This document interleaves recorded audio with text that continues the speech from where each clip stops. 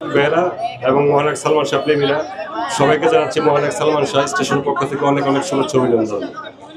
ছেলেহারা মায়ের ডাক, খুনিরা জেলা যাক।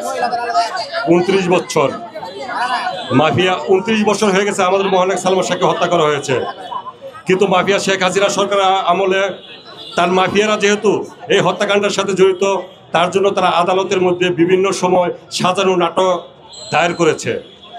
এখন সময় এসেছে একটা হত্যা মামলা দায়ের হয়েছে, তাই আমরা আশা রাখি আসামিদের দ্রুত গ্রেপ্তার করে আইনের আওতায় এনে তাদের সর্বোচ্চ শাস্তি দেওয়া হোক।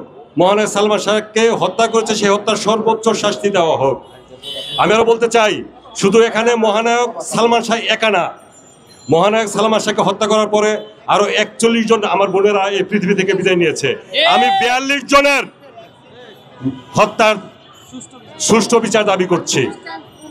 যাই হোক, এখানে আমি সালমান প্রেমী ভাই বোনদের বলবো যে এখানে একটা হত্যা মামলা দায়ের হয়েছে, তাই বলে আমাদের এখানে খুশি হওয়ার কিছু নেই।